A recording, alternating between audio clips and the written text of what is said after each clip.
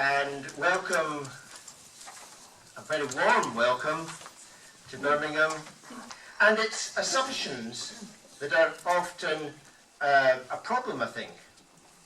Now, look at Ganong's medical physiology textbook, a well-recognised, well-used textbook of physiology.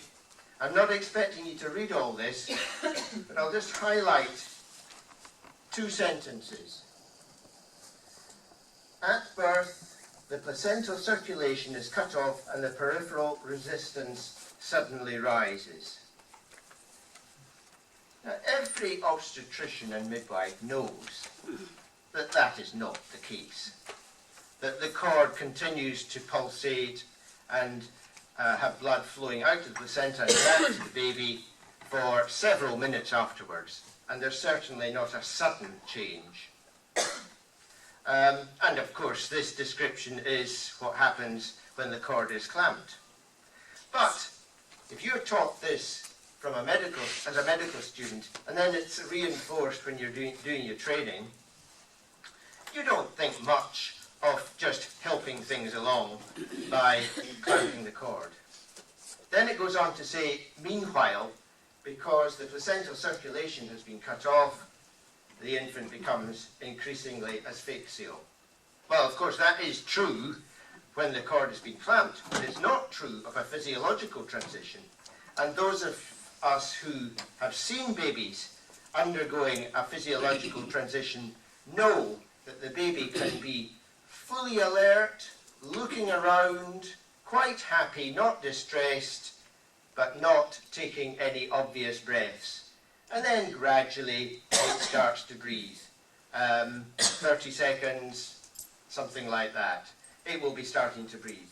And that baby has not become, has not been asphyxiated.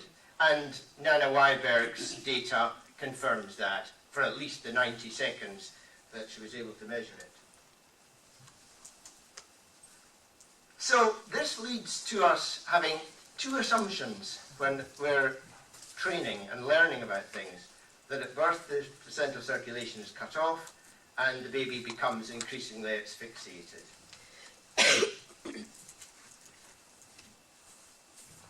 And of course Ganong isn't unusual. Virtually all the other physiology textbooks and many other textbooks have exactly the same description, either implying that there is a cord clamp or that it just, they actually maybe state that the cord is clamped, and they're talking about physiology.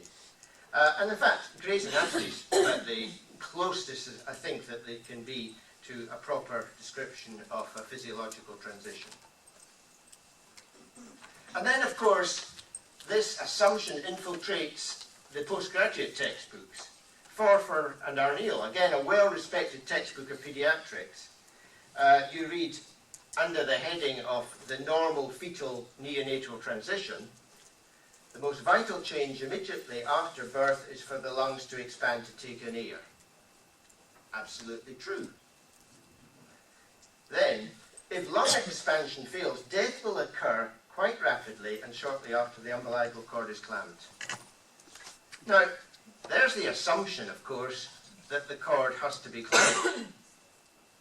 There's also the implication that if you don't clamp the cord, then death will not occur quite so rapidly, not quite so soon afterwards. And then look at another book. I'm not sure if it's if it's used in the rest of the world, but certainly in Britain this is a very popular textbook of obstetrics by 10 teachers.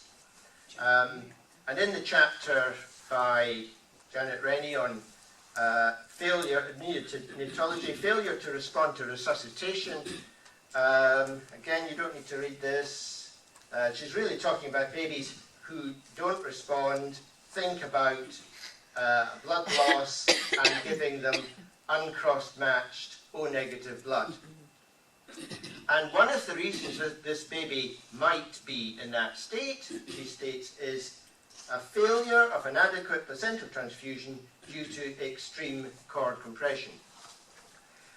Well, I must say, 40 years in obstetrics, I'm not sure what extreme cord compression is, but certainly cord compression, and she's absolutely right. But of course there's an assumption there that cord clamping was necessary.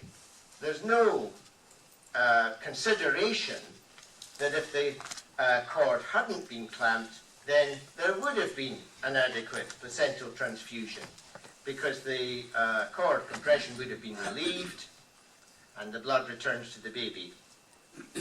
And this, of course, would mean the baby doesn't need an emergency transfusion of uncross matched O-negative blood, or risk a prognosis of an intact, a grim survival. And this assumption pervades other areas. Here's Helena Gardner talking about, in heart, the response of the fetal heart to changes in load, from hyperplasia to heart failure. And she says, the most dramatic changes in loading occur at birth when there's a sudden increase in distal impedance associated with removal of the placental circulation. Notice, she doesn't mention the clamp, but of course we know perfectly well that there isn't a sudden physiological removal of the placental circulation. And if that hadn't been, if the cord wasn't clamped, then presumably there would not be this dramatic load, and she wouldn't be needing to write an article worrying about how the heart's going to cope with this sudden increased load. Here's an article in Archives of Disease in Childhood, where Dawson and her colleagues are trying to define what the normal heart rate in a healthy newborn baby. And they used pulse oximetry to detect that. And she says, infants were excluded if they received any form of medical intervention. But of course, they'd completely forgotten that these babies already had a medical intervention with early cord clamping, and I did confirm that with her. And of course, this problem with defining what is the normal range pervades a whole range of other physiological normal values. Hemoglobin, hematocrit, blood pressure, blood flows through this or that organ. Nearly all of them have been done in babies that have had early cord clamping. So, we have this assumption. And this leads to the idea that not interfering with the placental circulation is now an intervention. And this, of course, goes into the research projects. So delayed cord clamping becomes the intervention, and early cord clamping is the normal gold standard. Completely round the wrong way. What about this term, the placental transfusion? I mean, this is really nonsense.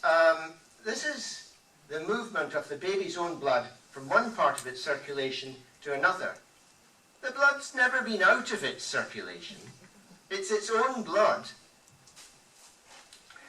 So it's really just a nonsense. And of course, if you think about it, a particular blood cell being transfused into the baby could well be being pumped back out again into the placenta a few moments later.